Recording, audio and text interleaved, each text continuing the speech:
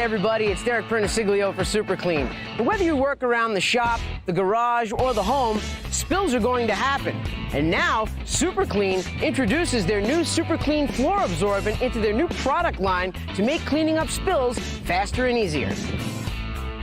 This all-natural product comes in an easy-to-pour 3-pound shaker jug. Just shake out the amount you need over your spill, give it a few minutes to absorb, and then clean up in an instant. Unlike traditional clay products, this product is virtually dust-free and absorbs 4 times faster. Now, we break out our Super Clean cleaner and degreaser for a 1-2 punch to clean up the stain completely. You can pick up your own 3-pound shaker jug of all-natural Super Clean at AutoZone, and you can also check us out at superclean.com. Super Clean, super easy, super fast, super clean.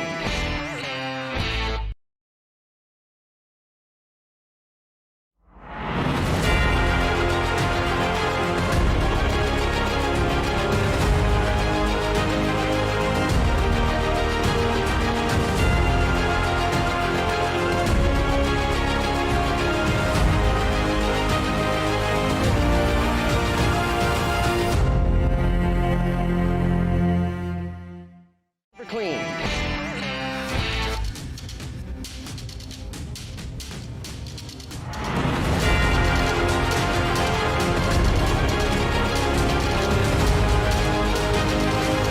Good evening, race fans, and welcome to Podium Esports coverage of the 3rd round of the 2022 iRacing Short Course National Series, live from iRacing's virtual Wild Horse Pass Motorsports Park in Chandler, Arizona. My name's Justin Prince. Alongside of the booth tonight is Dave Arnold, the voice of off-road. Our producer for this evening is Ryan Bauer. Ryan is using cameras he created for this circuit. The cameras for the Pro 4 trucks being used this evening are provided by the fans and welcome to Podium Esports coverage of the 3rd round of 2022 Facebook and YouTube for tonight as we get ready for some tight confines racing tonight. A very short circuit, just 5 corners around this racetrack, Dave. And in turn, Justin Prince alongside the move tonight should provide some absolute wild action. Off-road. Our producer for this evening is Ryan Bauer. Ryan is using cameras. It's a lot of tight, close quarter battles going on there. I mean, most of the left-hand turns, they do have one hand right-hander, but it's the big leap, the big jumps that makes it so exciting. So intriguing in terms of how some of these drivers are going to have to handle this facility. A lot of laps flying onto the board for this evening. Let's take a look at your goal reports that should provide some absolutely around the facility. That is a grand total of just 0.6 of a mile, Dave. Well, one of the great things about it is it's a very short track, it's very tight. Not a lot of places to put down. You've got to push it through sometimes. So keep that shoehorn out there, get to the inside, and push it around. A little hard going on the outside, but you'll see that sometimes in the final turn, and that always makes it exciting. So if you got that front straightaway, you have that big left-hand turn, but you have a high-speed run all the way to turn 2. That is a hairpin turn. Then the big ski jump comes. You leap off of that, and shoulders are hard right-hander. Now when you race you around, you've got to do a giant big turn, which will bring that back around to the finish line. Keep in mind, this racetrack is for the torque configuration of this facility opens the late 2000s here in the state of Arizona. This facility itself has hosted racing since the 1980s. For a lot of people, they don't realize just how diverse the racing can be here, Dave. There's a drag strip, there's multiple different road course configurations, there's even an oval around this facility. And on top of that, they got a giant lake, which is actually right behind the grandstands you're seeing, that they ran a lot of drag boat races there, which was always very interesting. We used to sit up in that tower, watch the racing. In between, you turn around, and you got a couple 100 horsepower drag boats screaming down, making some fast passes. And I know the Lucas Oil Drag Boat Series ran there for many years in conjunction with the Lucas Oil Off-Road Racing Series. Now, for those tuning in for the first time, here is a look at how the format will fare out tonight, and there is an additional heat it should be worth noting compared to what's shown there, as that means 4 total heats for the drivers, a little bit smaller heat fields. Top 3 will advance in turn as a result from each of the heats. There are still 2 LCQs, just 4 laps the distance. Top 3 advance from those directly. But the main event tonight, 26 laps with a 30-minute cap on that, Dave. And there is a competition caution scheduled at the end of lap 12 because of the shorter racetrack distance. Well, that is definitely going to be a long one for these drivers. Hopefully the fuel holds out for them with cautions. In real life, we used to run into that problem quite a bit. Cautions coming out multiple laps. You got to conserve your fuel, and I know they take that into effect also. Sometimes they want to go a little light during the qualifying, but you might have to go that full tank to make it around in the main event. And keep in mind, as mentioned, third round of the campaign, and this is in the midst of a very busy schedule. You have Crandon Short just after this, as well as Wild West Motorsports Park over the next couple weeks. So some tight confines racing in turn, Dave, sets the trend towards the halfway point of the season to the middle of February. Oh yeah, this is going to definitely set the tone for the rest of it going through here. But moving on to Crandon Short and then up to Reno and a Wild West Motorsports Park, at that point you better be up in the points, and it's going to be a long crawl if you don't. Keep in mind, throughout those first couple rounds of the season, there was plenty of intense action at the Crandon's full circuit, as well as Bark River. Keep in mind, Keaton Swain, Connor Berry have been the two best drivers on the campaign so far, Dave, through those first two rounds. They have been dominant when it comes to their respective pates. After the first couple rounds in the points, it is worth mentioning there is a 2-point separation amongst them entering tonight. Here's the thing for Berry, though. Last evening, when it came to virtual action, he came away as the overall winner of the 2022 General Tire E-Short Course World Cup, fueled by Fistful of Bourbon. That definitely was a great battle last night, and he's going to have his hands full tonight, though. Did a lot of racing last night. You got to see if it's affect him at all, but I think he might be in the groove. I know they spent some time here at the Wild Horse Pass. He might have a little bit of advantage, but I know all these drivers have been on there. Connor has always been fast at this track, but I'm not going to take anything away from Keaton Swain. He has been so quick, and he is really showing his speed. Keep in mind as well, Mason Prater, third in the points tonight, 97 total points. Felix Roy has also been very quick with the Jim Bieber Esports Camp, rounding out the top four, 86 points in the season. All drivers have actually finished up their qualifying already, Dave, but in turn, it's going to be intriguing how these competitors play things out as a result tonight, because lots of talented drivers, lots of talent in turn who are familiar with each other, whether through the series, but also potentially for those who may have raced each other last night. Well, yeah, it was a good point was brought up in last night's broadcast, and it was talking about qualifying with the inversion. A lot of people are talking about sandbagging, if you're going to hold back on your qualifying, hoping to use that inversion. Well, I know my good friend Ralph said, you know what, don't leave anything on the table. Go for it, get up there, get the best qualifying position you can, and at least get that and try and get that extra point going into it. And in turn, these drivers will have a couple minutes to try and gather themselves together and sort things on out. Who are some of those drivers in turn you feel are going to be the favorites outside of the Swains and the Berries of the world? Well, Mason Prater definitely has an advantage. This is his backyard out there. Mason's grown up at this track. He spent a lot of practice time out there. Waiting to see a little bit also Zach Drapkin. He's got a lot of time in this track, whether it's been in the real life or also here in the virtual world. And, Titus Sherlock, he showed some speed, and wait for him to really get out there and make some things happen. These drivers just have a few more moments before they get themselves rolling to start off tonight's action. About 60 seconds or so till they get on rolling. An intriguing series, intriguing start to the campaign. We like to take the time to remind you of the sponsors for this respective series and thank them for their support. CBR Performance Products, AIM Sports Data, Super Clean, Dirt Sports World, Signature Propellers, Positive Beverage, and Smith Graphics. All the support they have throughout this entire campaign. Well, that's part of the reason why the prize pool for this season is a substantial total of more than $1,000 total. That includes the least incident points throughout the season. Keep in mind the prize totals, the most fast laps, and whoever the most popular driver is. So it's going to be very critical to stay clean, especially for this first heat. It's time to take a look at your starting grid for Heat 1. On the pole, Connor Berry was very quick in qualifying and keeps up the momentum for the past couple weeks. He'll start alongside Darren Hardesty. Then it's Nicholas Dachelet who starts in row 2 alongside Crystal King. She's looking to try and bounce back after a rough event yesterday. James Burke starts in third tonight with Bryce Semino rounding out the top 6. Zach Knowles has looked pretty quick this campaign. He'll start alongside Andre Borison, who's been bounced around a lot.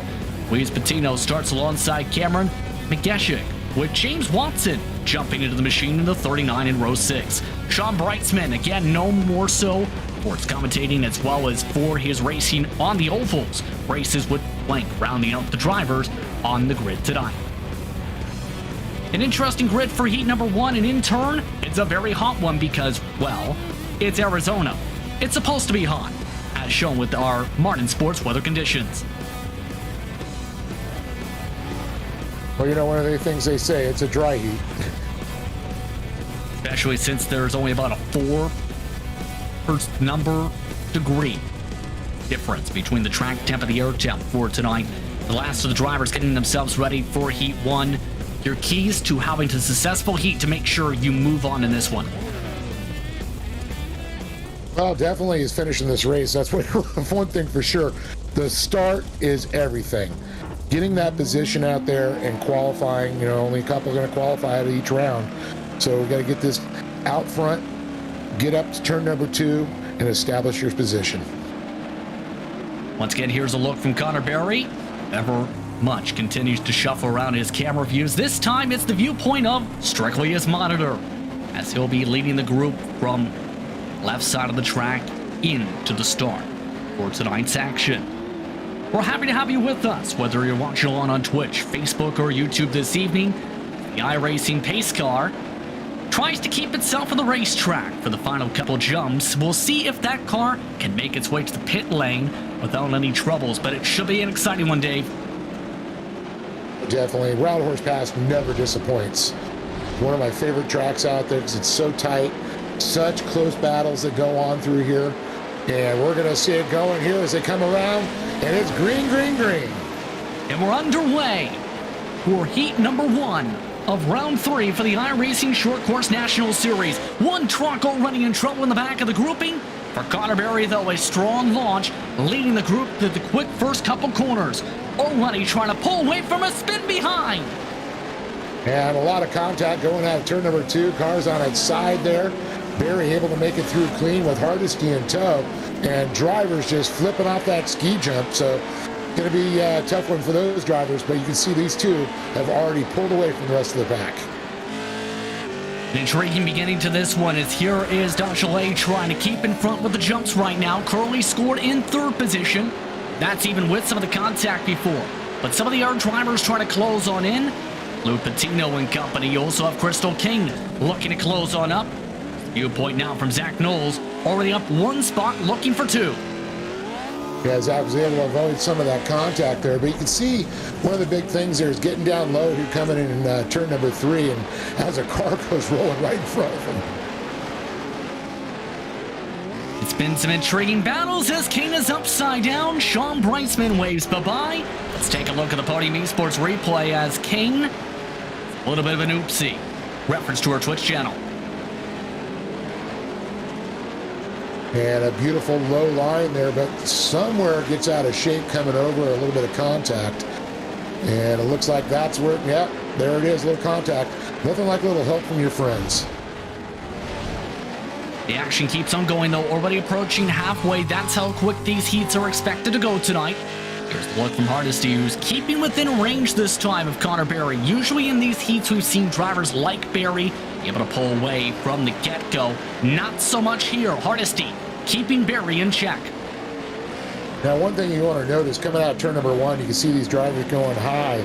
Well, that translates in real life. Big time on the outside, being fast is the key.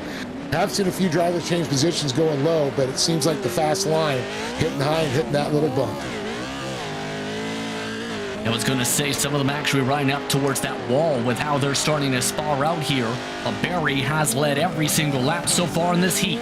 Already starting off 3 laps to go now. Watch that run for the wall this time. You see right there that kick you're talking about. Yep.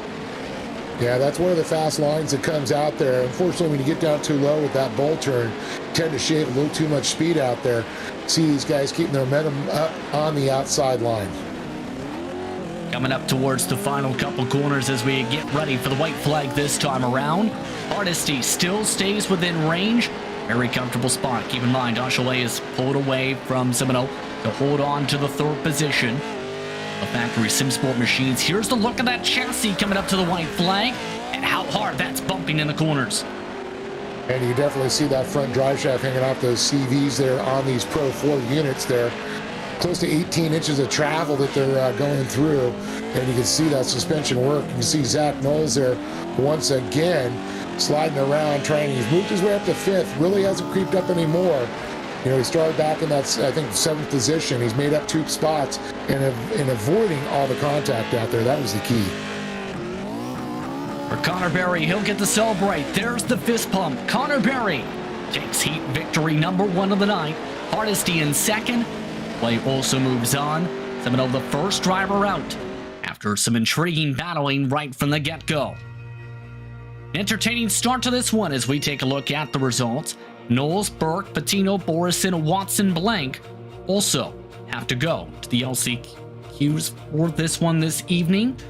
That's a look once more top 10 in this respective heat as we are ready to get things going. Brightsman, Kane, as well as Mageshik did not take the checker. Then for Heat 2, it's Felix Roy, who's been very quick. He was one of the top drivers in practice for a good portion of the session before Prater. One other driver jumped up on top. He'll start alongside Prater, in fact. Trenton Burley starts in row 2. Then it's Sanders alongside. Kirchmeier starts alongside Cody Retzlaff, who is the cousin of Parker Retzlaff, who is ready for a NASCAR Xfinity Series run this year. Chris Newer starts in row 4 alongside Brandon Furman, with Nathan Metaxen in row 5 alongside Lon Franks, who's been very speedy the past few weeks. Bill Lester starts row 6 alongside Jordan Sims. And last of the drivers is Jeffrey Keeble. Who are your ones to watch here for this one, Dave, as we get ready to stack up another grouping of trucks, 13th? I mean, definitely I got to go with Prater's. Definitely always very fast out there for sure. But Felix Roy, he's been showing some quick speed. I think he's going to be giving a little bit of problems to Mason Prater out there. And Trenton Briley, he's always quick. Briley indeed, you see, trying to keep himself composed here. Very interesting look for tonight. You can see the snarl with that face tonight. Prater had a little bit of frustrating week last week, but he's looking for redemption, and I think this is going to be his redemption song right here. We're underway for Heat 2 once more here from Wild Horse. Off to some great starts as Roy nearly kicks up along the wall to start. Already a big buffer, though, for that class for the Heat lead. Battle arm from second spot, though, is Prater. They pull away from the rest of the pack that stays side by side. And you can see the key right there is getting down that middle line and cutting down. And Prater's right on it, hitting all of his marks. But Roy, he's right there too. He's going to have to find a fast way around him because Roy is looking really quick. Roy having a lot of pressure now from Prater meanwhile. Prater trying to peek to the inside. Roy able to hold on in front though as they battle for the bubble spot in the backdrop. There's that battle you see right here. Side by side. Briley and Sanders trying to battle hard. That's Sanders now to the left side. Right side, Briley. You also have Cody Retzlaff joining the party. He bounces off the 4th place truck. Move Retzlaff up a spot. Retzlaff with a great maneuver there for sure, but Briley, kind of blocked that apex of the turn, and that's what you want to do. You really got to guard the inside on this track. That is the key. So most of the drivers starting to single file out already. Jordan Sims has had to pull into the pit lane due to troubles. The rest of the field is still rolling, though. Roy, Prater, Briley, Retzlaff, the current top 4. Side by side, still up for the front, though. Prater is not letting off for this heat race lead coming to the halfway mark. He's continued to try and dive inside, outside, several times over. Here's a look with Prater on board. Yeah, he's running his good buddy Ethan Ebert's shirt there. Kind of sporting his buddies out there. That's pretty cool, Mason Prater. But Mason trying to keep that inside line. You can see he's trying to look low, hits the wall ride, hits the bump off of that. And you can see now he's going to try and get to the inside and try it first. But Roy, just so quick, took that middle preferred line. Still keeping things pressure-filled. As you see in the backdrop, there has been a buffer now built up by Briley by about nearly a full second over Retzlaff. Sliding on through, 2 laps to go. Prater gets a bit of a run this time. Can't get the full run to get side by side down the straightaway. Their way through the jumps this time as they make their way towards the flat turn. Prater now kicks up on the right side against the wall as they make their way towards the big full turn. And Prater looking a little low again too, but I'll tell you, Roy has that line down. He is in the perfect position every time. Watch this setup though. Prater's going to try to go to the inside here, and there he goes. Push it, but Roy will have the inside line going in this final turn. Let's see if Mason Prater can go high. Oh, a nice maneuver outside in. He's going for it. The white flag is out. Final lap for Heat 2. Will Prater be able to make the move, or will Roy be able to hold on for Jim Beaver Esports? Roy now has a big buffer, in fact, for the Heat race lead. He pulls away by 3 truck lengths. Can Roy execute for a couple more corners? Well, you can see he's set up there low. Oh, Prater carries a little too much speed. Almost blows that turn there. I don't think it's going to happen for him this one, but he's going to be definitely in that sweet qualifying position. Coming out the final corner, Felix Roy takes the jump, takes the checkered. He wins Heat 2. Second spot goes to Prater. Riley rounds out the top 3. Brett Slaff, the first driver out, however. Distance about 1 second back. Noah Sanders, Kirchmeier, on with Franks, Furman, Lester, and Matoxen will round out the top 10. Difference between the top 10 about 15 plus seconds. The rest of the drivers you see now on screen. With that, the drivers are already making their way to the third heat. Keaton Swain will start on the front row for this one. Ethan Ebert starts on the outside. Then it's John Fisher and Tyson Miller in row 2. Tom Grady will start alongside Chase Carr tonight in the third row. Fourth row, that's Levi Metzinger, who starts alongside Ryan Lindner. Then it is Ashton Perfect, looking to stay with the namesake tonight. Rory Folsom in the 66. Shane Paul trying to get some points up on the board after an incident-filled first race of the season, while Brock Smith rounds out the 6th row on the track. And it's Ramsey rounding out the 7 total rows in this field. So Swain's in this heat. Who else are you keeping an eye on, Dave? Ooh, Ethan Ebert, definitely. I mean, he's going to be, he's always quick out there. Like to see some stuff out of Ashton Perfect, though. He's, sometimes he has some flashes of greatness out there. But definitely keep an eye on Ethan Ebert. There's Ashton up there right now. A very dark room, in fact, with that onboard look. We get ourselves all set to go. The iRacing pace car zip its way to the safety of the non-jumpy portion of the track, while Ebert has the goggles on. Will we go full send into the corner? We'll see as the green flag waits up in the stand. We're underway for the third heat. Green, green, green. Gotta love it. Here we go in the first turn here.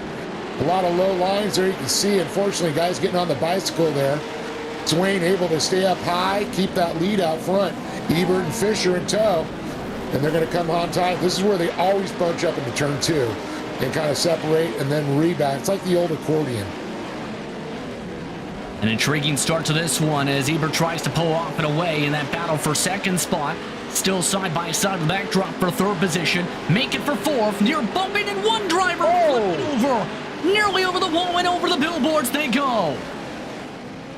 Yeah, it looked like that was the number 90 at Miller that got caught up in it. A little bit of damage. Take another look at it here. He's also one of the streamers in the field. An intriguing situation here in the battle going on for position. This was just around that bubble spot, was already hit one time through turn 4, and then comes the send. Bye-bye. Yeah, you can see a lot of side bite there, right on the pace car. Just when you thought the pace car was safe, it finds its way into danger. Meanwhile, Gary Lanes. Meanwhile, for Ethan Ebert, you see the goggles in full effect tonight, trying to go the full immersion route tonight, Dave. Yeah, he's worried about that virtual dust hitting him in the face, going to keep those peepers clear. Trying to build up a buffer, keep in mind, for that top 3 grouping at the moment on the racetrack. Here's a look at Grady, who is in 4th. Was the truck who got into the side of that other machine. John Fisher is currently in that third position for reference sake. It's not all said and done yet. Keep in mind, here's a look at Perfect, looking to try and continue its progression forward, up 3 spots, and now has been bumped out of the way by Shane Paul. Shane is so looking for redemption after that last round. Or say the last couple rounds. Yes. Bit more hits though, and Perfect nearly spun around off the corner as well. That was by Brock Smith. And a very rough couple of corners now for Perfect all of a sudden, who has a bit of a classic look tonight, trying to dress up as a Ford F-150 Raptor. Here's a look up towards some of these other drivers battling. This now is involving Ryan Lindner, who's trying to settle things down to the 230. And you can see the lines that they're starting to develop there. You can see the fast line when they come up, hit that wall on the outside, and you can see the gap happens if you don't hit it. Coming up to the white flag this time, of note, 2 drivers nearly sent themselves into some advertising boards. Ashton Perfect again. Keaton Swain, meanwhile, he's looking perfect himself right now. White flag is out, final lap of this respective heat. As now it's just about closing it out. Ebert's keeping up. John Fisher currently rounds out the top 3.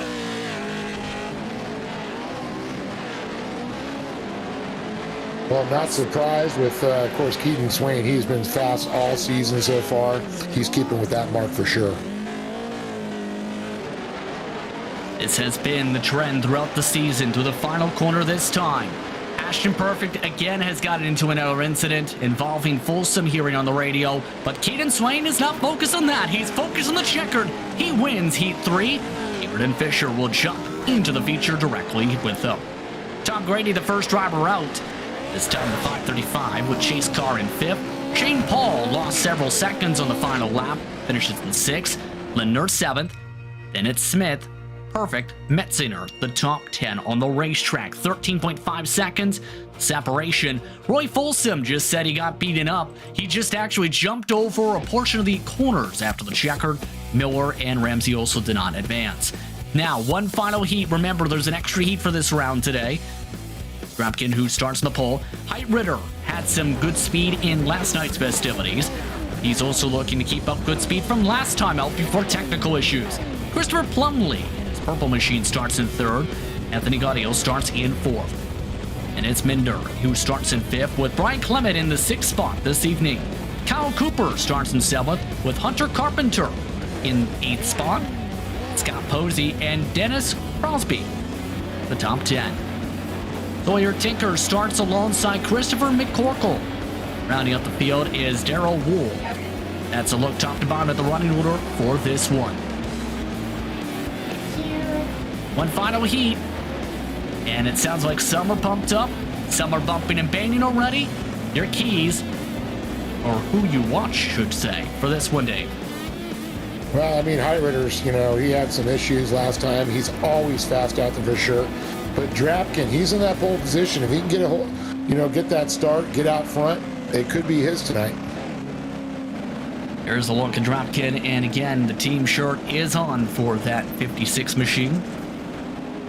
More bumping and banging still as they get ready for the green flag. The final heat race of the night. Again, top 3 advance. The rest have to go to the LCQ. Drapkin underway. We're underway for Heat 4.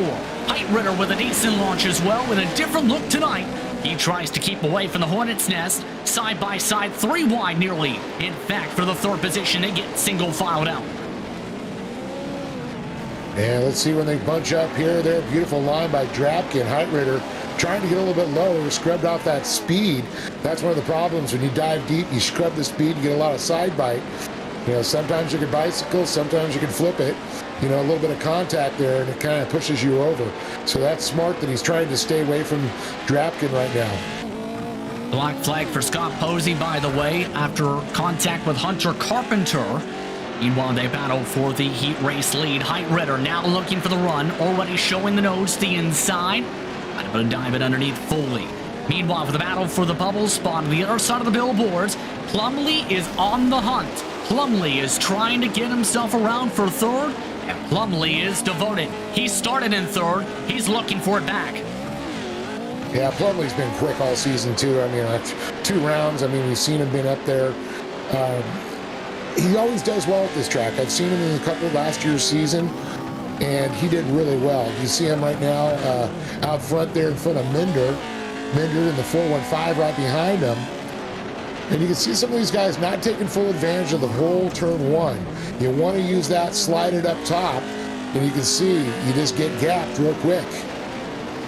Posey has come in to serve the black, but for the heat race lead, they battle. One flip on behind them, the 440 upside down 3 times over. That was with contact with Plumlee. Drapkin tries to run away from Heidritter meanwhile for the halfway mark, but there's a new driver in third behind him. It's Plumlee.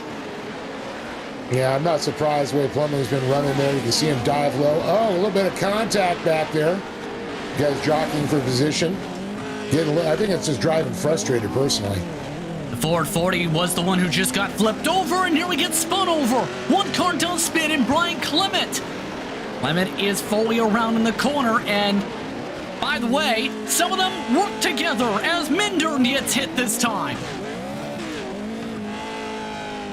Well, there's not a lot of places to pass. Sometimes you got, like I said, you got to pull the shear horn out. You got to get the boot out.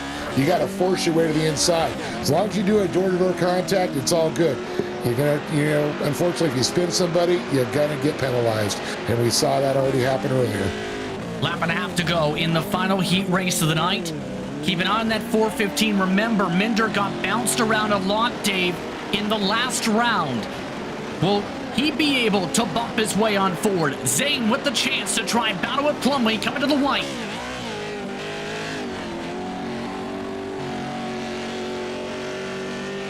They'll pass by some of the traffic now on the right side of the racetrack. That is some of them trying to figure out how to get out of the pit lane in Posey. They're also side by side for the heat race lead.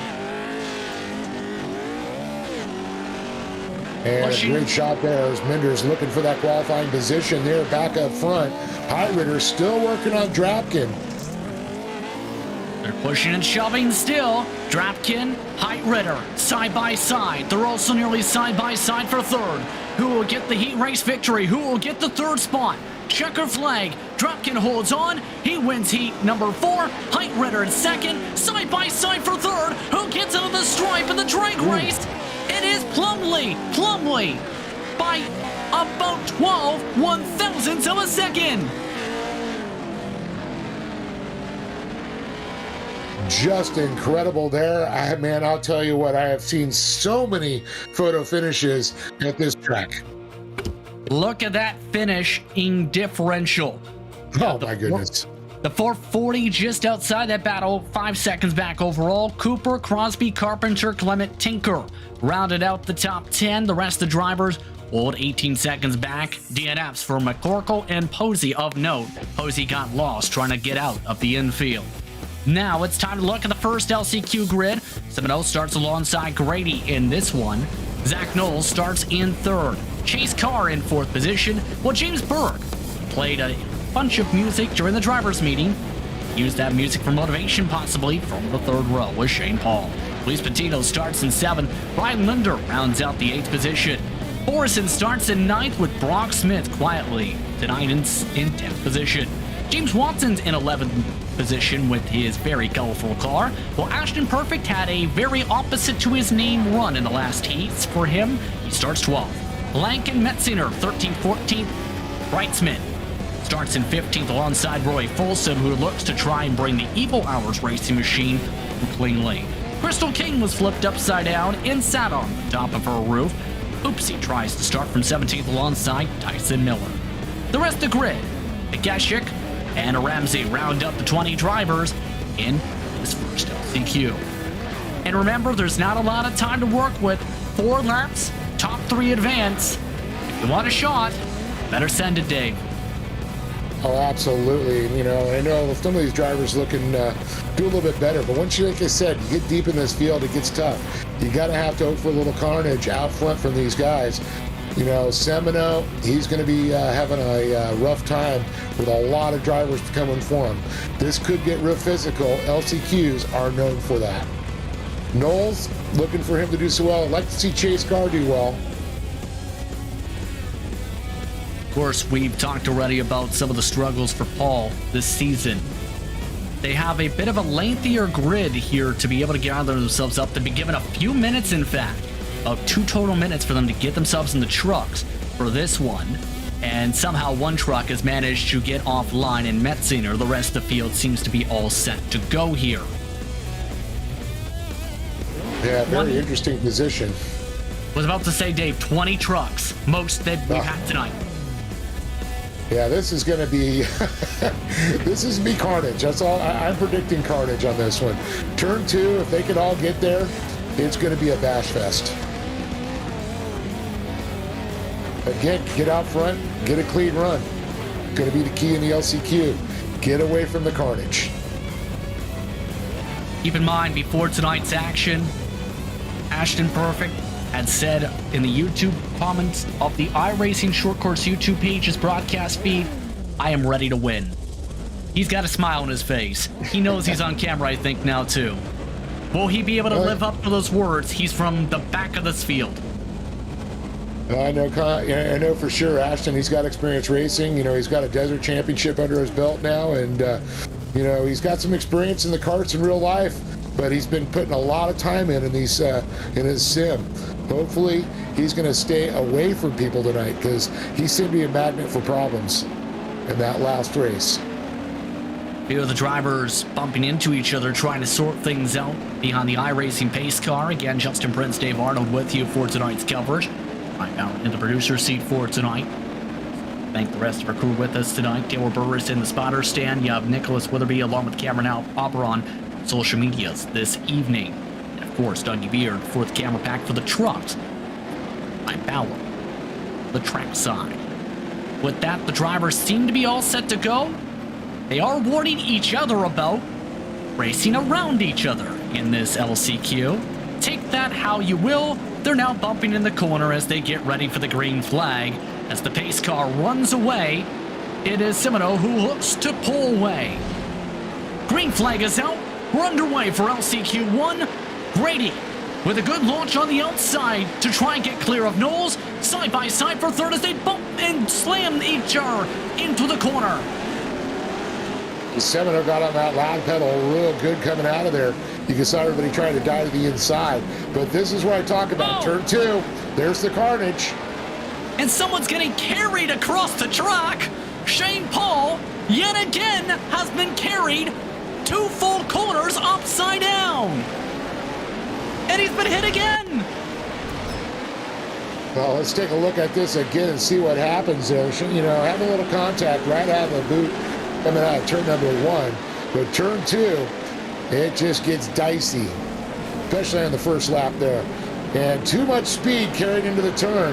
And this is where everybody gets carried over. This is like a mosh pit. Yes.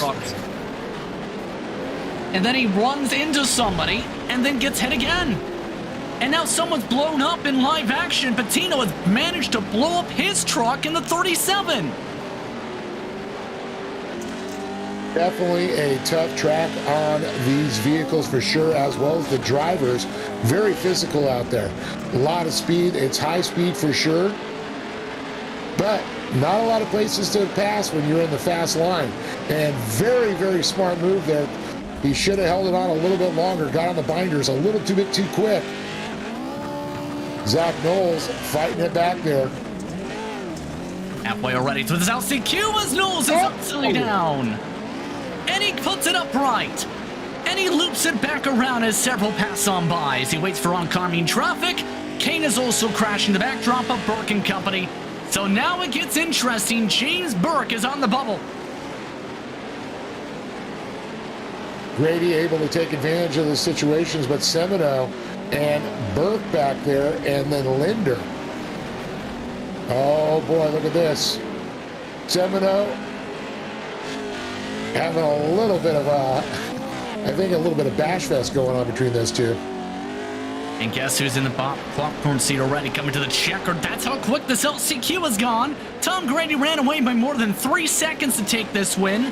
Semino and Burke do survive to finish second and third, though Semino had to get doored on the side of a window net.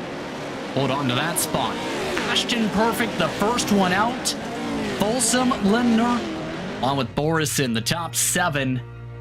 Then Blank, Watson, Miller, the top 10. Zach Knowles recovered for being on his side to finish 11th. Shane Paul recovered from being fully upside down to finish in 12th. Metzinger, McGashik, Carr, Breitzman, Smith, Kane, Patino, Ramsey, the rest of the field. As we look at that, 3 did not finish. The drivers are now getting themselves gathered up for the second LCQ. They'll have a few minutes to do so as Cody Retzlaff is on the pole for this one. With Minder, he, remember, was 12 1,000ths of a second shy of already being in the feature. Sanders got to round out the top 4 with Franks and Cooper in the top 6. Berman and Crosby start on behind them in row 4. Lester and Carpenter are in row 5 with Metaxen and Clement inside the top 12. Chris Miller, Sawyer, Tinker start 13th, 14th. Then it's Keeble and Wold in row 8. Garchmeyer and McCorkle look to snorkel their way up to the front.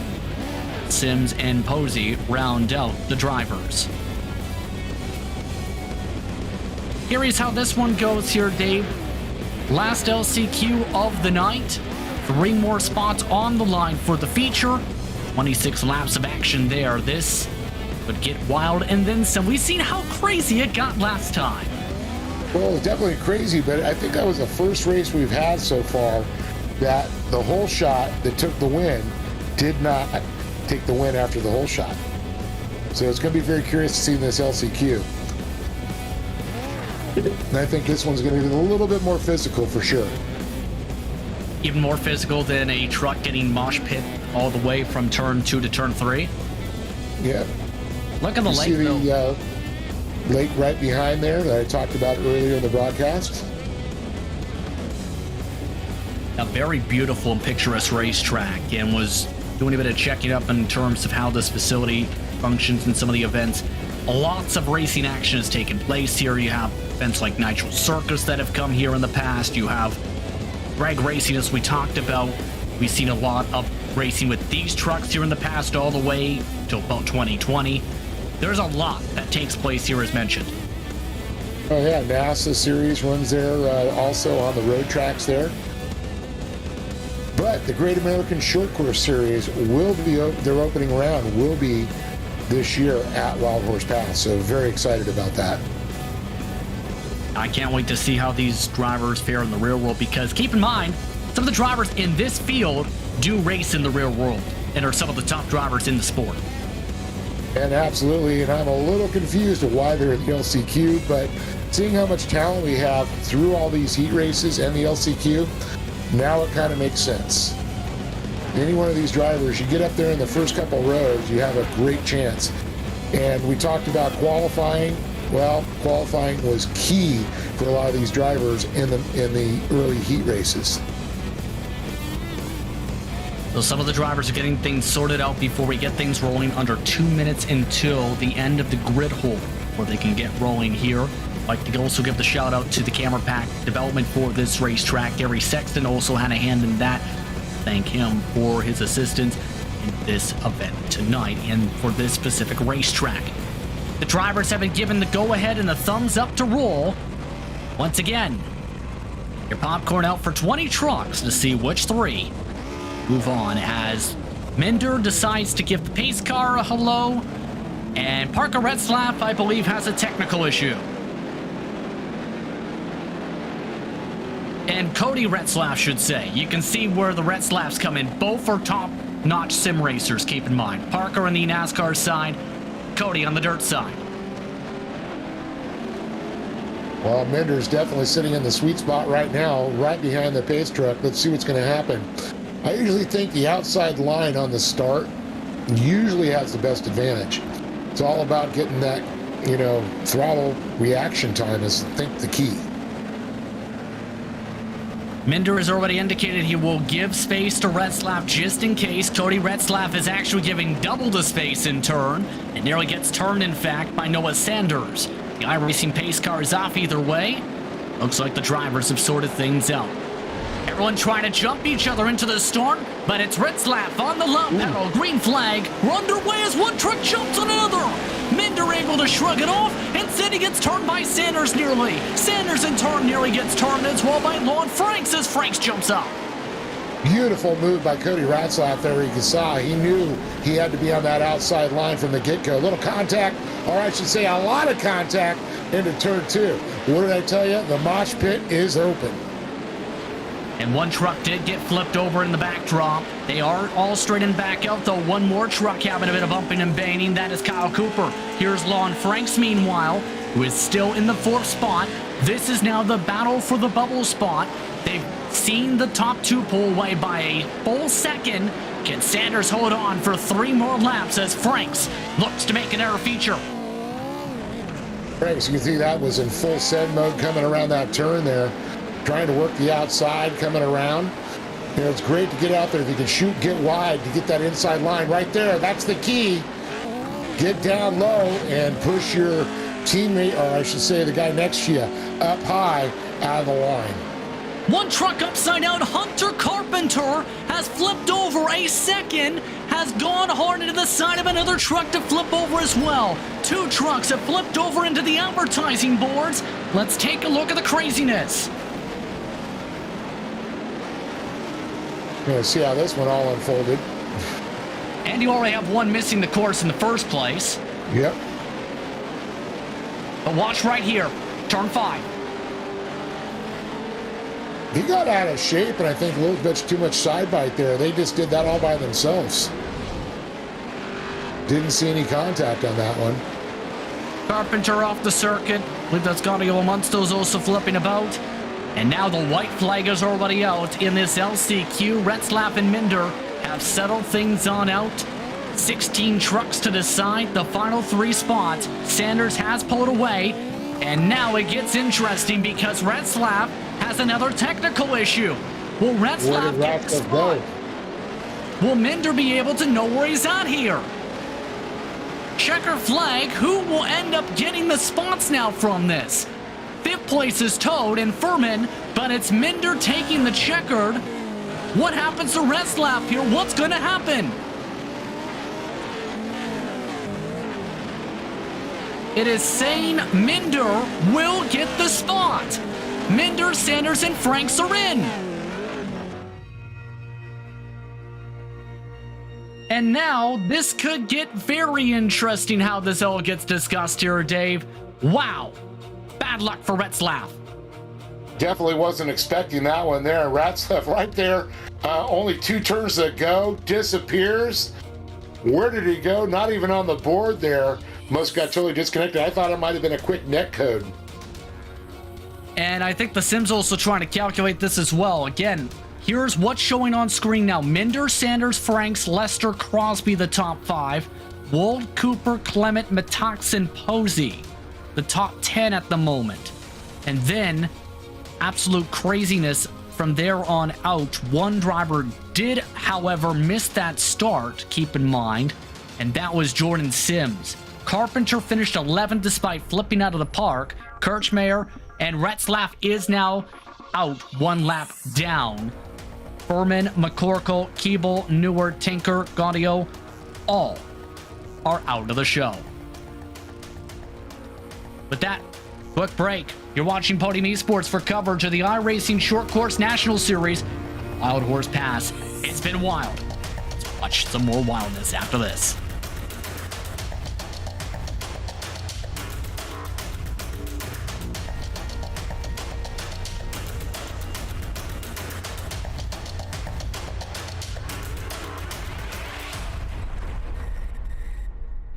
Hi everybody, it's Derek Perniciglio for Super Clean. And whether you work around the shop, the garage, or the home, spills are going to happen. And now, Super Clean introduces their new Super Clean floor absorbent into their new product line to make cleaning up spills faster and easier. This all-natural product comes in an easy-to-pour 3-pound shaker jug. Just shake out the amount you need over your spill, give it a few minutes to absorb, and then clean up in an instant. Unlike traditional clay products, this product is virtually dust-free and absorbs 4 times faster. Now, we break out our super clean cleaner and degreaser for a 1-2 punch to clean up the stain completely. You can pick up your own 3-pound shaker jug of all-natural Super Clean at AutoZone, and you can also check us out at superclean.com. Super Clean, super easy, super fast, super clean.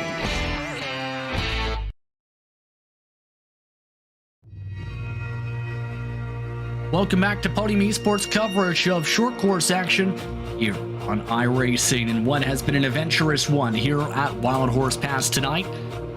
Prince Dave Arnold with you in the broadcast booth as we are getting all set to go for feature racing after a lot of bumping, banging, slamming. Intense action, let's put it that way, to start off this evening. And now, see how 26 laps of feature racing in a few minutes' time fare on out. Well, one of the things we talked about, that mosh pit there, man, I'll tell you, turn 1 and turn 2 are going to be interesting. And of course, 26 lap, a lot of laps, a lot of things can go wrong. Who were some of the drivers who impressed you the most, I should say, here tonight, Dave? Well, I mean, obviously Connor Berry right out of the boot, but one thing for sure, Prater looking for redemption out there for sure. Hardesty, he was right on them. Of course, Connor Berry there the entire lap. So if I got to see what the invert's going to be on this one. That's going to be curious. I think that's going to set tone. Whoever the top 4 drivers on that line, they're going to have the best chance when it comes to the first turn. Turn 2, that's where it could be interesting. Who's going to get on the binders the quickest? Who's going to get low? Who's going to hold the line? So the drivers are getting themselves sorted out for the final minute of warm-ups, for reference sakes, by the way, to get themselves ready to go for tonight's action. Again, for those just tuning in, to remind folks, there is a competition caution end of lap 12. Here's the main difference compared to other rounds, though. It will be an iRacing in-sim caution, meaning the pace car will come out. Previous competition cautions at the bigger tracks this season have been manual race control cautions where the field brings itself too slow. It will restart essentially towards the final corners of this racetrack out of the competition caution flag. So it's going to get interesting how it all plays out for our drivers in just the next few moments or so. Final thoughts and keys to victory for tonight. Well, I mean, get out front, get the lead. I mean, it's going to be the biggest key. But the restart, the race right after that is going to be interesting. You got to get out, jump. You can't be sleeping on the throttle. So the drivers are getting all settled on together, it seems, here for this one. It's going to be a fun one. Let's put it that way with how things could play out for this feature race. How things are playing out here. 18 drivers have gotten themselves into the show. Drivers are already being told to put in fuel because Connor Berry will be the one driving full fuel, full charge into the corner. Felix Roy starts alongside him tonight with Keaton Swain in third. Dropkin rounds out the heat race winners in the top 4. Jaron Hardesty kept Connor Berry cozy up at the front of the field in Heat 1. He'll start alongside Mason Prater to round out the top 6. Ethan Ebert try and use those goggles for tonight to try and find a way up to the podium, with Height Ritter looking to rebound after technical issues last round after having good speed. Joshua starts in 9th position, with Riley in the 10th spot this evening, the 17th. John Fisher rounds out the top 11 along with Christopher Plumley in 12th, while Tom Grady starts 13th position, point away by several seconds in the LCQ. Minder, meanwhile, after technical issues for Cody Retzlaff, finished 14th. 7-0 Sanders start 15th and 16th. James Burke starts in 17th in a Legion machine. And rounding up the 18 drivers will be Lon Franks. That's look top to bottom at the running order for this respective run. The pack.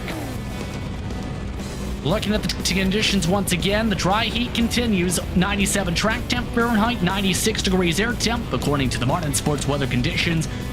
It's clear skies, although there are some clouds in the skybox. Technically, it is somewhat cloudy, the backdrop. Gonna be intriguing how this plays out. You have drivers looking to have some throwing moments. You have drivers looking to rebound from some rough starts to the season. You've got drivers deciding to cover the whole trucks in their team logo because apparently others said they couldn't. Get your seatbelts out. Get your popcorn out. It's gonna be wild, Dave. Oh yeah, definitely. I always say put your seat trays and your seats in the upright position because we're going racing.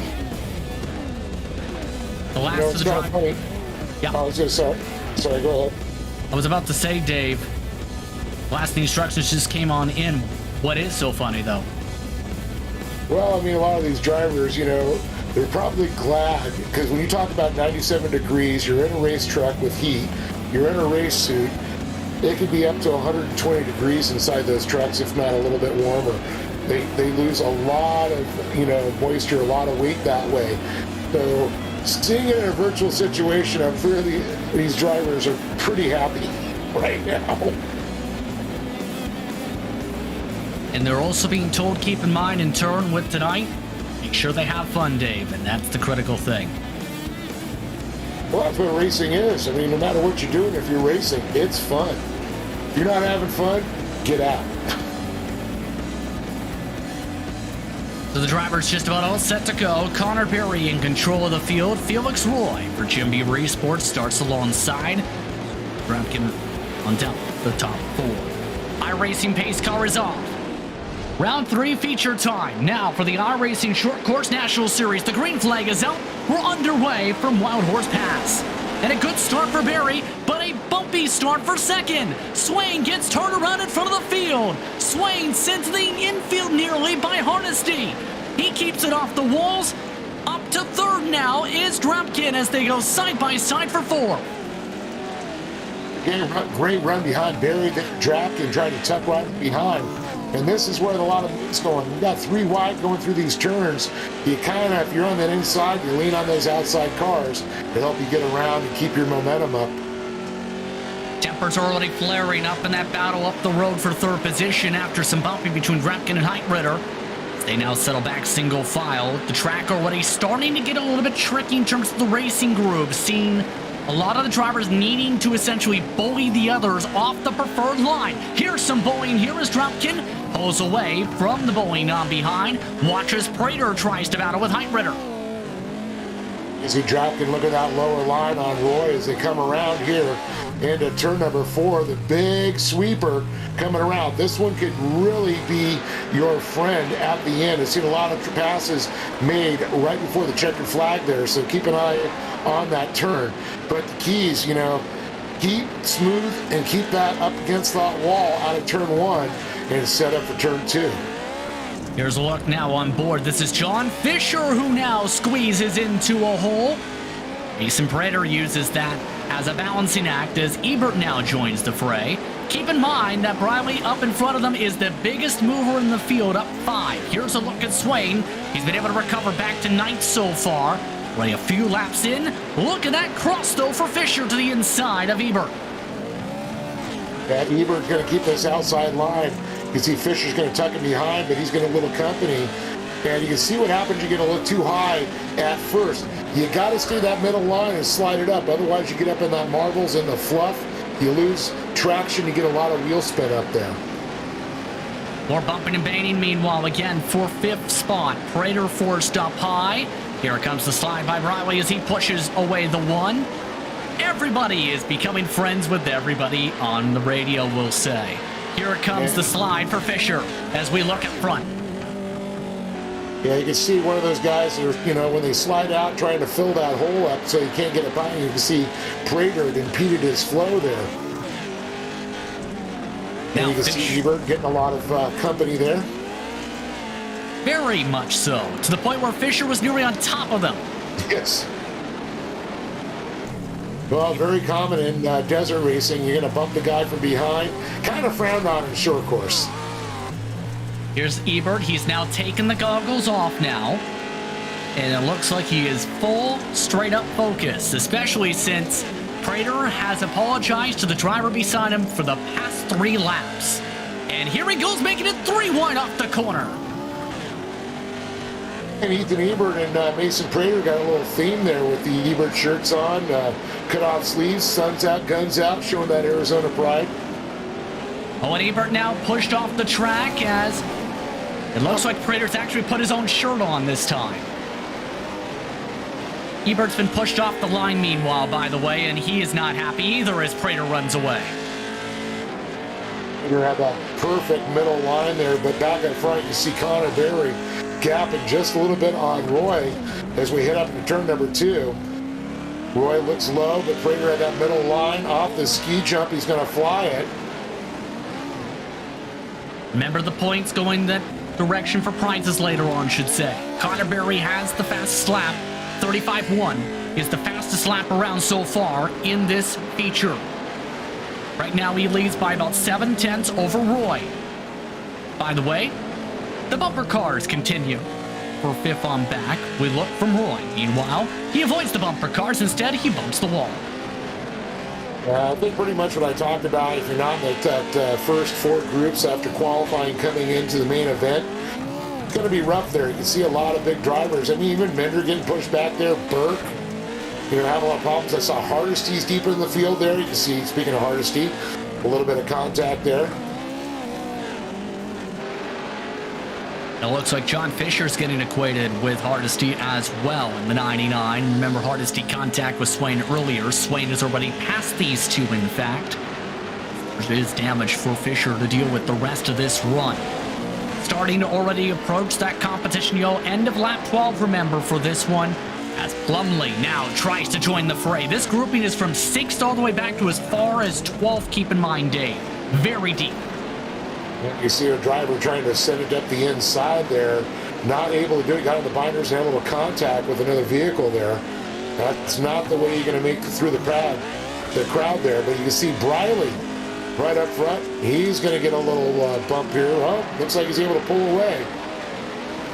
There is Briley specifically now in that 6th position, trying to run away indeed with Swain at the moment. The next driver's up, Ritter and Prater with a couple laps to the competition caution. Of note, Connor Berry just set another fastest lap of 35 flat this time. His pace is increasing. He's picked up 2/10 the past time around.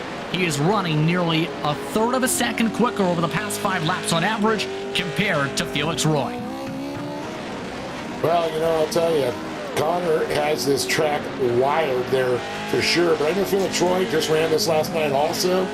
He's looking for the fast moves, but Berry, he just proved last night that he knows this track like the back of his hand, literally.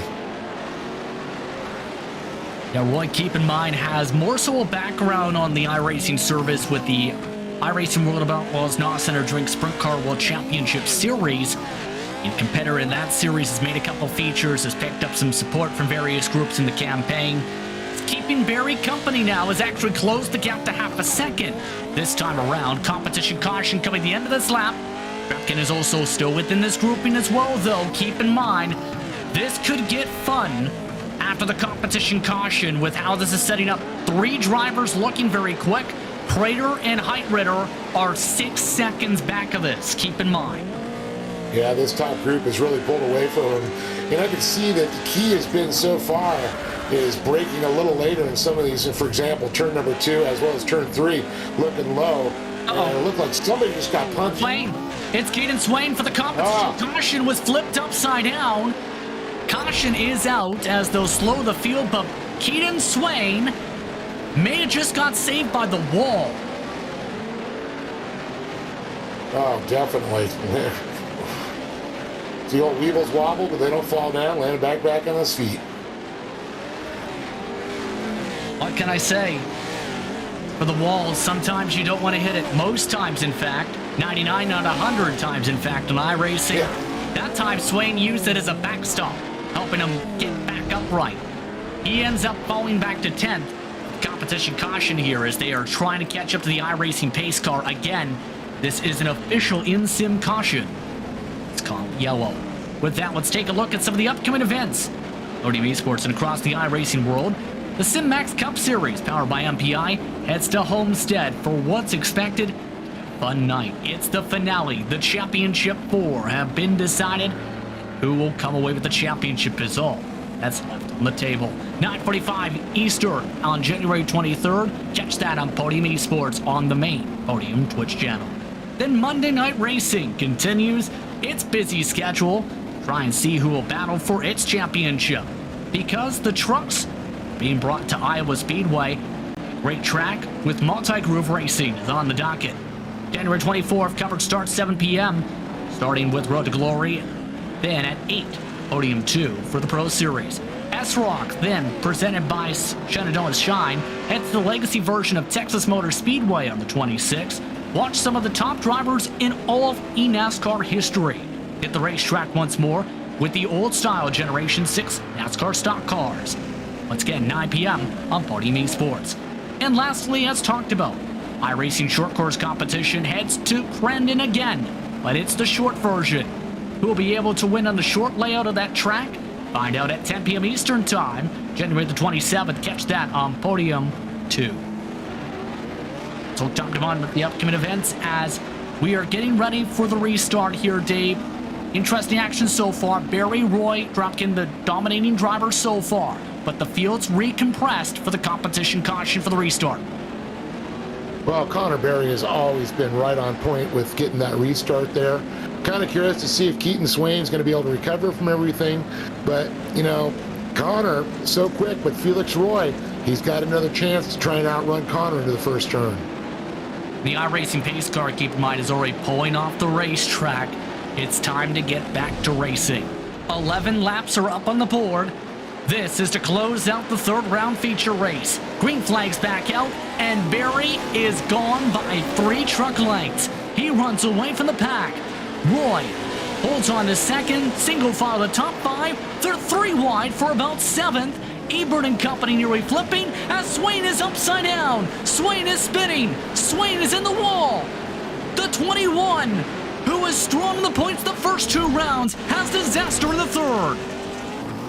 Well, I think Swain was riding a little bit frustrated there, but he got caught up in that situation with those other 3 trucks there. Bounced him, carried a little too much speed into that wall. And unfortunately for Swain, it's been a nightmare night, and now Swain is pulling in for the faster pair. Rapkin, meanwhile, keeping up this time with Felix Roy off the jump, and so is the rest of the pack after their scrambling last time. And they're scrapping. Prater is keeping an eye on this battle close up. Heitritter, hardest to Ebert. Just about the entire field is keeping up. Roy has opened up the right side. Side by side for second. Rapkin drops back single file. Here's the look from Prater. And he was looking for that outside-inside move. Prater's right back there watching it all unfold. You know, Prater's trying to figure out where are they going a little wide. Are they going too deep into the turn? Can I pass on the outside? Or will I go for an outside-inside move? Which you might see him set up here right after the ski jump. Looks like he's trying to get into position there. Prater just looking for his spots here as he now moves up the track, trying to move underneath. Heitritter not able to make a move as well. The one machine.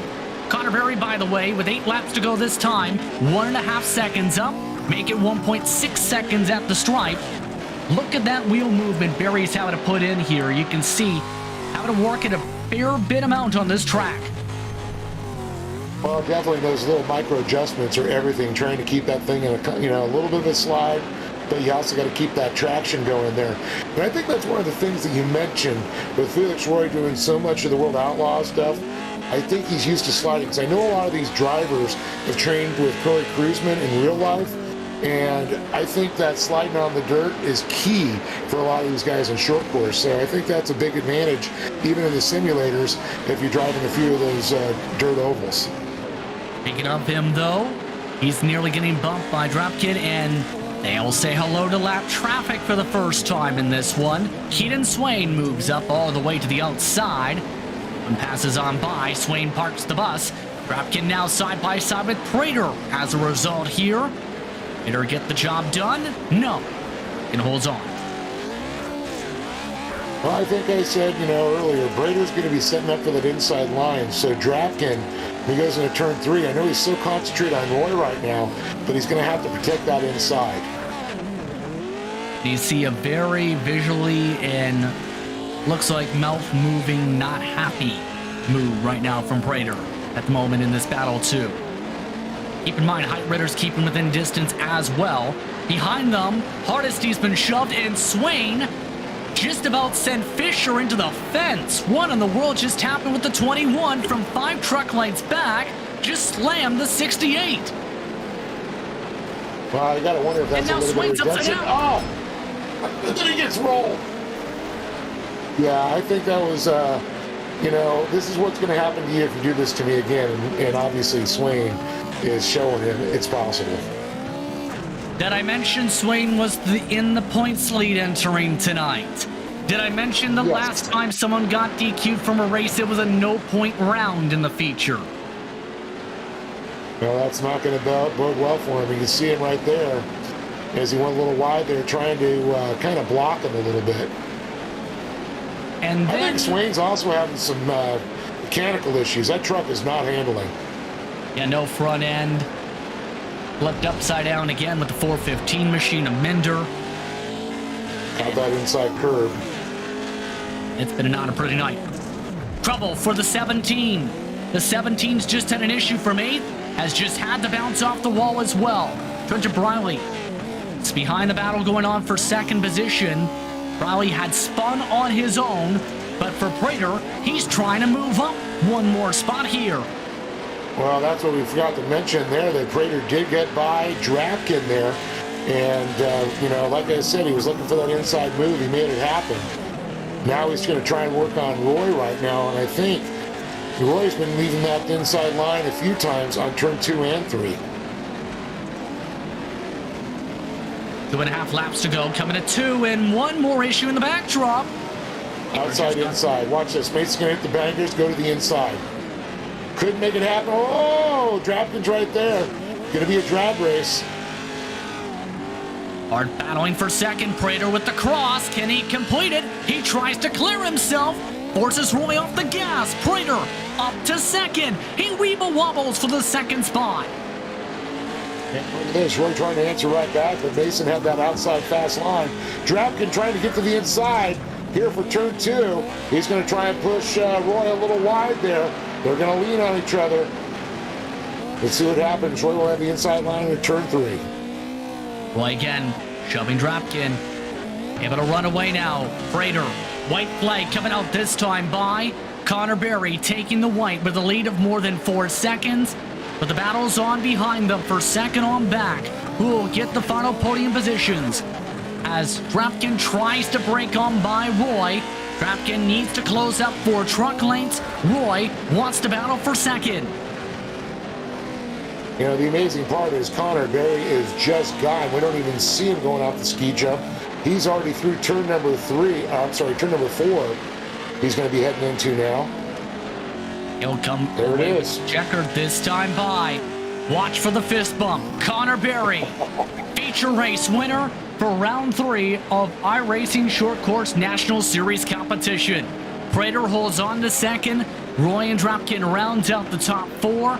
Height Ritter recovers from a rough second round to a 5th place this time.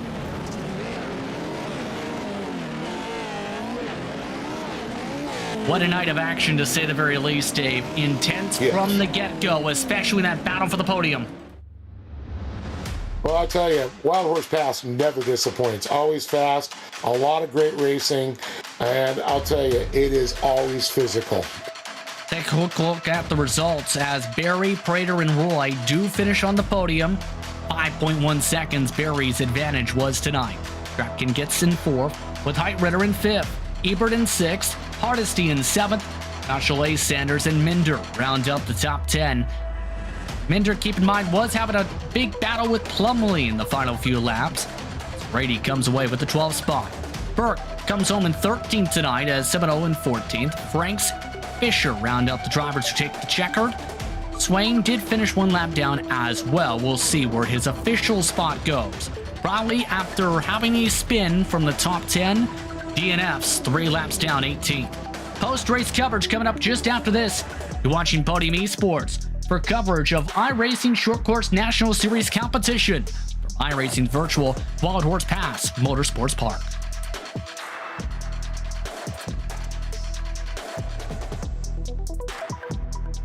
Hi everybody, it's Derek Perniciglio for Super Clean. And whether you work around the shop, the garage, or the home, spills are going to happen. And now, Super Clean introduces their new Super Clean floor absorbent into their new product line to make cleaning up spills faster and easier. This all-natural product comes in an easy-to-pour 3-pound shaker jug. Just shake out the amount you need over your spill, give it a few minutes to absorb, and then clean up in an instant. Unlike traditional clay products, this product is virtually dust-free and absorbs 4 times faster. Now, we break out our Super Clean cleaner and degreaser for a 1-2 punch to clean up the stain completely. You can pick up your own 3-pound shaker jug of all-natural Super Clean at AutoZone, and you can also check us out at superclean.com. Super Clean, super easy, super fast, super clean.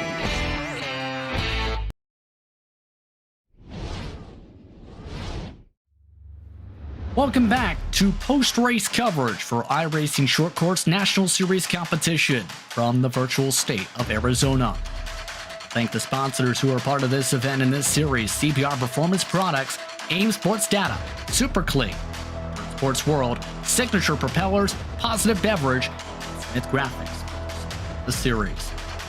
For one driver tonight, it's been a dream 48 hours. A successful Wednesday leads to a successful Thursday. Connor Berry is your feature winner tonight. Connor, it was an intriguing one tonight behind you, but you made it look easy at the front. Yeah, I definitely just had some fun out there. I had some awesome speed, and I was able to qualify first, and I did what I need to do. I got first in my heat, which had me first for the main event, and I was just focusing on my lines, trying to be smart, and I know that Felix Roy was fast, and he was for sure keeping me honest in those first couple laps. And I knew I would get faster towards the end. Is that what I have my truck set for? And it showed. Yeah, I was going to say, one of the things that was directed over the radio: keep an eye on fuel tonight. How was that, trying to think about the fuel? Because Dave did mention that's been something that's popped up in the railroad in the past, while also trying to maintain the changes with the track. That's something one of our spotters noted, was the track really started to change a lot for the final 10 laps. Yeah, for sure. Fuel for me isn't too big of a issue. I just run 12 gallons, and that's, I think, what everyone runs. So I don't think fuel is too big of a deal, but for sure, track. That track was bad towards the end. I've never seen it so bad, and it definitely took a lot of just trying to be smooth on the throttle and on the wheel, and apexing the turns. And I think I did all of that good. How big has this week been for you, Connor? Because first, the success going on when it came to an event involving the Short Course World Cup. Then, success carries over tonight. How would you describe how this week's been? This week has just been a week where I never thought that I would get. Last night, I was able to be the 2022 World Cup champ, and that was just something I've been trying so hard to get, and to finally get that was just so awesome. And then I go into tonight and do everything what I need to do. I got fastest qualifier. I got first in my heat and got first in the main, and I think I took back the points lead. So this week was just huge, and I want to keep it going. By the way, Swain flipped upside down several times, tried to have payback with a truck, in turn got flipped over a 4th time, and finished at the very back of the field. So that's for reference how big this advantage is now going to go swinging that way. But the next race, Crandon Short version. Your thoughts on that facility quickly? For sure. I mean, that track is kind of like here, besides you won't see as much carnage. It's tight, it's small, but it for sure is more there is more speed, and the turns are more like open, and it's not as hard to pass. So I think I'm feeling pretty confident there. Just got to carry my speed from this whole week into round 4, and just keep being smart and consistent. Who do you want to thank for the run tonight? I want to give a big thanks to Jim Beaver Esports. Me and Felix went 1-3, so that's cool to see. CBR, General Tire, Vision Wheel, and Next Level Racing. All of you guys for this stream, and all of my admins and staff. Congratulations once again on the feature race victory tonight, Connor. Well deserved. Thank you, guys. Connor Berry comes away with the feature win tonight here at Wild Horse Pass. Meanwhile, second spot. It was definitely a wrestling match in 3/4 this evening, and at one point, the driver who finished second had a t-shirt change. But Mason Prater does get to second position on the board. He's with Dave.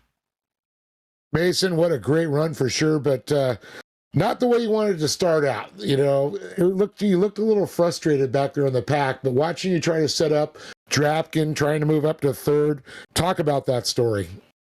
I mean, it was a crazy race. Obviously not the start we wanted.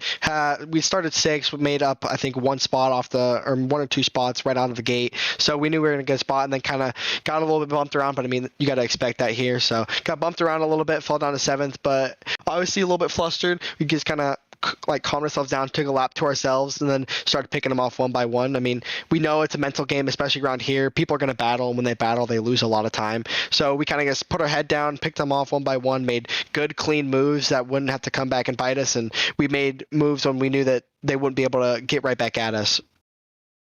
Well, this track is always really physical for sure, and turn number 2, always really interesting because it's so tight. You'll see 3 wide there. You'll get squeezed. I know you got leaned on quite a few times, and you had to kind of lean back in from 2 to 3. Yeah, I mean, 2 and 3, that's the most vital part of the track. I mean, it starts in the entry of 1, and then it ends on the front straight. That's just like that 2 to 3 section range. So that's where you're going to make a majority of your passes, and that's where a lot of people get rowdy, and you just got to be ready to make a pass there and make it stick. So, I mean, a lot of those guys, they're leaning on each other, but I mean, that's the part of Pro 4 racing that makes it so interesting. You're not going to find NASCAR drivers or F1 drivers going out there and rubbing doors and leaning. But I mean, you come out here and we all have the driver skill to lean on each other and, make each other look good, like good drivers, and run clean side by side and not make any mistakes with it. Well, speaking of good drivers, I mean, watching you with Drapkin, that was really interesting. But when it came to Felix Roy, it looked like it took you a couple of laps trying to set him up. Were you looking for that daylight, looking for him to make a mistake, or were you trying to force him into a mistake? I mean, obviously, I'm just waiting for the right time. And, I mean, both of them are just so talented. Like, I've raced with Zach and Felix for months now, and I know that they are very rarely going to make a mistake. So I was kind of just on their bumper, ready for when they did make a mistake. And if not, kind of just get them like a little bit more nervous, get them ready. And I mean, I pounced. I saw the tiniest little gap. I mean, that's the most you're going to get here, especially at this tight track. So I saw the tiniest little gap and I went for it, and luckily enough, it paid off. Well, awesome job. I know it's we're still early in the season. You got a lot more to go. Anything you're going to do different, or are you pretty much going to stay with the game plan? I mean, obviously, I got to find a few more tenths to catch Connor and Keaton, because those guys have just been out of this world fast. And I think I'm going to put in more practice with some fresh track, because, I mean, my qualifying hasn't been where it needs to be, and I think that's kind of what's dragging my game down. Like, I mean, I showed speed tonight, and I showed that I could run at the front and get around those guys, but, I mean, that last little tenth, and, I mean, if I'm starting at the front, the only place I can go from there is forward and run with those front guys like Connor and Keaton and be a little bit more competitive. Well, I know one thing you got is a lot of people behind you, the sponsors that make this so possible, your whole racing career. Yeah, I want to give a big shout out to my whole entire team, Elite Esports, Hunter Carpenter and Titus, and Zach Knowles made this paint on very short notice. He just got it like last night done, and so can't thank him enough. It turned out great. I'm stoked. Prater Racing, my parents, that's my real life team, and they do everything for me, so I can't thank them enough. Toyo Tires, Ryan Beat Motorsports, Rugged, Lucas Oil, Dirt Sports World, Super Clean, CBR, AIM, again, all the help they do on this game and in real life. Luke Knupp, he supplied a setup for me tonight because I was kind of struggling with mine, and he provided a lot of help with that, so can't thank him enough for that. And everybody that comes out here works on this. Everybody that's just out here on the game, and all the people that come out and race it and dedicate their time to this to keep this series up and running, and not to mention everybody else that comes in and watches and keeps this series going. Congratulations on the second place, and say hi to your mom and dad for me. All right, we'll do. Thank you. Yeah. All right. Mason Prater. Very happy Mason Prater indeed in second spot. Felix Roy came home in third this evening. One of his best runs, in fact, this season after a strong points haul coming into tonight. Fourth. Chance to gain even more so after this one. Felix, how are you feeling about how you ran in this one in that Jim Beaver Esports Blue Machine? We're feeling good.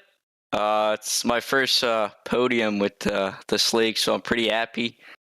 Was pretty fun race. Battle a lot, and yeah, 2-3 wide was really fun. How would you describe trying to battle with the differences between what you deal with in the iRacing World of Outlaws, NOS Energy Drink, Sprint Car World Championship Series, compared to the Pro 4 trucks that you've raced here tonight? Because you've been getting into a lot of these types of events recently, especially with this series, and increasing in speed with each round. Yeah, it's different racing, of course. You can more door indies and less in sprint cars, because as soon as you touch in sprint cars, it doesn't end well. But with those things, you can give a little doors, and it's pretty fun. Now, in turn, strong start to the season brings the craziness on forward over to the short version of the Crandon course. It was described a little bit by Connor Berry to be similar to what we've seen tonight in terms of some of the feel, albeit less craziness. Your expectations to try and keep the momentum up for the fourth round of the season? Yeah, it's definitely Crandon short going to be similar to this. Maybe a little less tight, I'd say. Probably the last corner is going to be tight. But yeah, it's both are short tracks. Both are fun to run. I like short tracks, so I guess I'll try to do my best there. And yeah. Anyone you want to give a shout out to after this one tonight? Definitely a shout out to Connor, Josh Edmondson, and Cameron Peterson that handle me a pretty good set, so I can finish on the podium here tonight. Like that, thanks to my sponsor from Quebec, Case Lodge Royale. Definitely my team, Jim Beaver Esport, and you for the good broadcast. Thank you very much, Felix. Congratulations. Thank you. That's Felix Roy rounding out your podium tonight. I'd like to thank him, Mason Prater, Connor Berry for taking the time to speak with us during post-race coverage here. Entertaining Dave tonight, but in turn, it definitely set the tone how things fared out with the troubles for Swain, but the domination from Berry. The championship side of things could take a very intriguing turn, let's put it that way now, once things are settled in officially after what happened here tonight. Well, definitely, Connor, was just spot on. He's been so consistent. But the surpriser, like you talked about, the points championship, Keaton Swain, pretty much this is a throwaway for him on this one. That's going to really hurt him in the points for sure. Other drivers are going to come up, but somebody's going to have to find an answer for Connor Berry. Mason Prater, so he's going to put his head down. I'm looking forward to seeing Felix Roy, how he does at the short course in Crandon. And, like they talked about, this one's a little bit tighter. I think Crandon short course is going to be a little bit more interesting on that, a little bit more wide open and a little bit tighter, but more places to pass. And keep in mind, that is on January the 27th. You can catch that approximately 10 p.m. Eastern Time. And Crandon Short will be that respective circuit here for the iRacing Short Course National Series in that respective action. And overall, entertaining to say the very least. Your final thoughts on how this start of the season has fared out after 3 interesting rounds, but already a strong start, as mentioned with Barry. Well, I mean, we've pretty much set the tone of the season, but a lot of time to go. A lot of things could happen. You know, in racing, anything is possible as far as, you know, contact you could take out. Connor could have a bad problem, get caught up with somebody, just like Keaton Swain did. You know, nobody's Teflon out there for sure. And keep in mind, some of our drivers had some solid runs. Height Ritter definitely picked up the tempo after his troubles technical-wise in round 2. You also have some of our drivers showing the improvement. We talked about Roy. Minder also improved, not just making the feature, but also finished with the top 10. Yeah, and Drapkin also. I mean, seeing him run up there, he was in a podium position. You know, fortunately, you know, a couple guys got by him, but I think we'll be seeing him on the podium before, you know, this is over. And all of that is to be thought about. Time the next round of the campaign goes on forward. I'd like to give special thanks for everyone for tonight's coverage, whether it's the sponsors CBR Performance Products, AIM Sports Data, Super Clean, Dirt Sports World, Signature Propellers, Positive Beverage, Smith Graphics, or whether you're for Podium Esports. For Ryan Bauer, James Pike, Cisco Scaramuza, Gary Sexton, and John Theodore at Podium Esports, for everyone behind the scenes at iRacing Short Course Series action, for our camera builder Dougie Beer, as well as Cameron Oberon, along with Nicholas Weatherby on social media, and for our producer, Ryan Bauer, my colleague, Dave Arnold. I'm Justin Prince. Thank you so much for watching tonight's action. We'll see you next time out. We go back to Crandon.